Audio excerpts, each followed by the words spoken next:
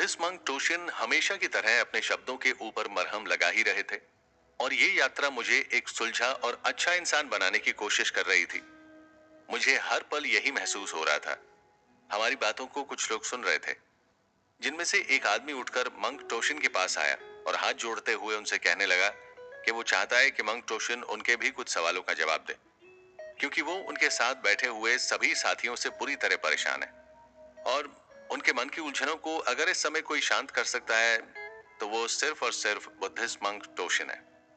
Buddhist monk टोशिन ने भी मुस्कुराते हुए उन सबको अपने पास बुलाया और फिर उन्हें पास बिठाते हुए उनसे पूछने लगे कि उन्हें क्या परेशानी है।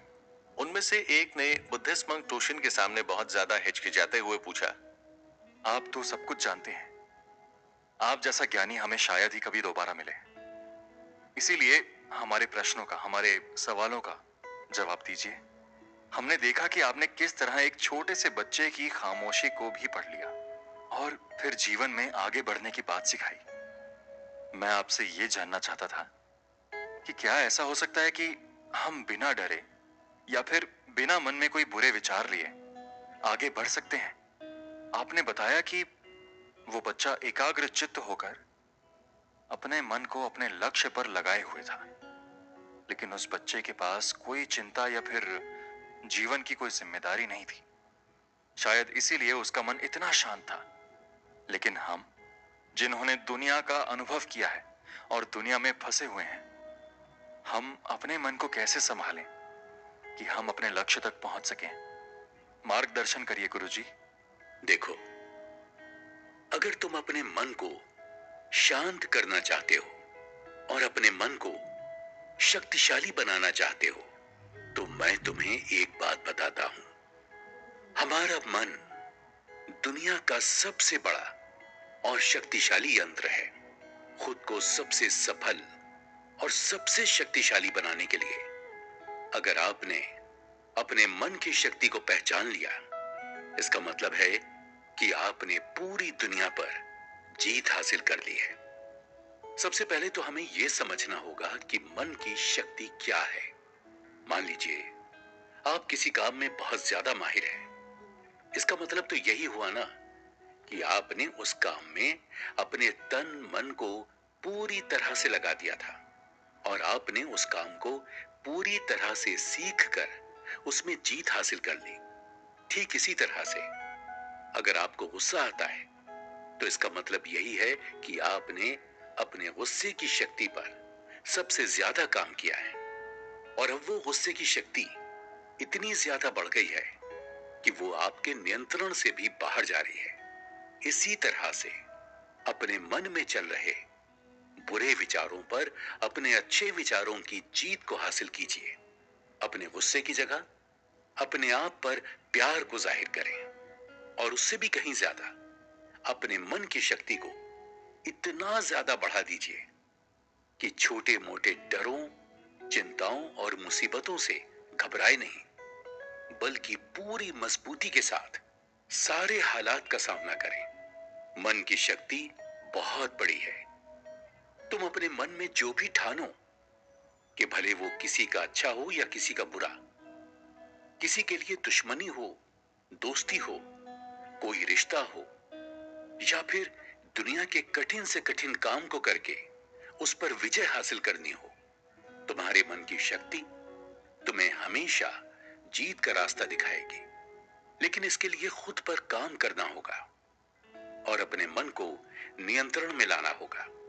गुरुजी, कृपया हमें बताइए कि मन को नियंत्रण में हम कैसे कर सकते हैं, क्योंकि ये तो बहुत मुश्किल काम है। अगर हम ध्यान भी करने बैठते हैं तो हमारा मन हजार चिंताओं में डूब जाता है या फिर यहां वहां भटकता रहता है। कृपया कुछ उपाय बताइए कि हम मन को कैसे वश में कर सकते हैं। तुम्हारा सवाल सच में बहुत अच्छा है। अब मेरी बात को ध्यान से सुनो। भगवान बुद्ध ने कहा है कि जिसने अपने मन को वश में कर लिया है, उसकी जीत को देवता भी हार में नहीं बदल सकते हैं। यानी कि मन को वश में करने का नाम ही आत्म संयम है, जिसका मतलब है अपने आप को वश में करना, यानी कि मन, वचन और कर्म पर अधिकार प्राप्त करना, ताकि आपके शरीर से कोई ऐसा काम ना होने पाए जिससे कोई अपशब्द निकले और मन में कभी अशुभ विचार उठने पाए। हमें मन को काबू करना होगा, जिससे शरीर भी काबू में रहेगा। अगर इंसान अपनी इंद्रियों का इस्तेमाल ठीक ढंग से करता है तो ही वो इंसान कहलाने का अधिकार रखता है। अगर उसका अपने मन पर अधिकार और काबू नहीं है, उसे सही और गलत का ज्ञान नहीं है, तो वो इंसान के पद से गिरकर बाकी के जिंदा रहने वाले जीव जंतुओं में गिने जाने योग्य हो सकता है। एक बात तो तुमने भी कई बार सुनी होगी कि हम जैसा सोचते हैं वैसा ही बन जाते हैं। असलियत यह है कि यह सिर्फ एक विचार नहीं, बल्कि पूरे विचारों का एक संसार है। हमारी सोच और विचारों का प्रभाव हमारे मन पर गहरा असर छोड़ता है। इंसान के मन में विचार ही बार बार उभर कर आते हैं, जो उसे दिशा देने का काम करते हैं। विचार ही दिमाग को गति प्रदान करते हैं और गलत विचार गुस्से की ओर जाने पर मजबूर करते हैं।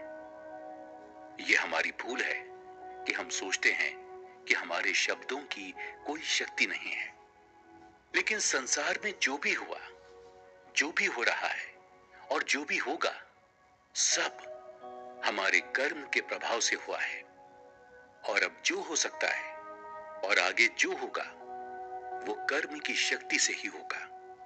इसीलिए इन बातों को अपने मन में बिठा लो। अगर हमारे अंदर आत्म संयम नहीं है तो हम बस भटकते ही रहेंगे। हम इंद्रियों के जाल में फंसकर पहले तो शांत और अच्छे होंगे, फिर किसी न किसी बात से अपमानित होते हुए पहले अपने साथ कुछ गलत करेंगे और फिर किसी और के साथ भी वही करेंगे।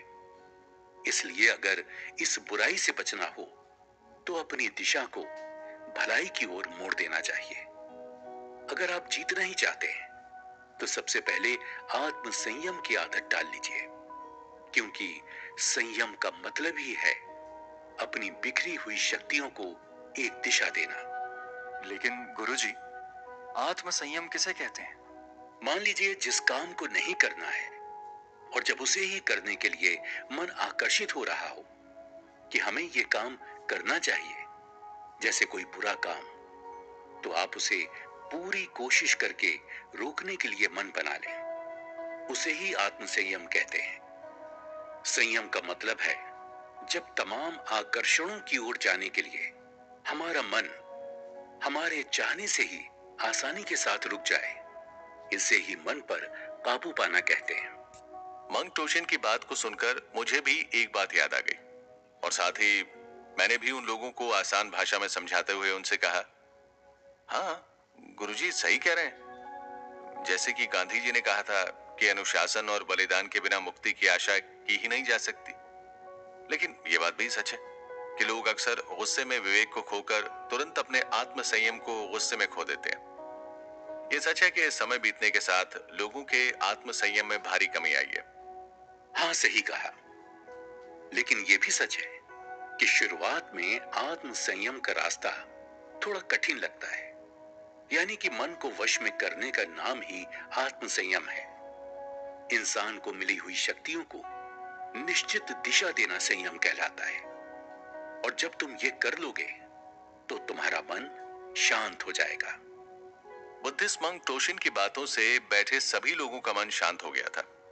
लेकिन थोड़ी ही देर में मेरी नजर जब बाकी लोगों पर पड़ी तो उनके सवाल भी उनके मन में शायद शोर मचाने लगे थे, और देखते ही देखते बहुत सारे लोगों का जमावड़ा लग गया था और सभी लोग बुद्धिस्ट मंक टोशिन के सामने बैठ गए। इस पर पुलिस ने मुस्कुराते हुए उन सभी की ओर देखा और फिर उनसे उनके मन में उठ रहे प्रश्नों को पूछने की इजाजत दे दी। और फिर क्या था, एक एक करके सवाल मंक टोशिन के सामने आने शुरू हो गए।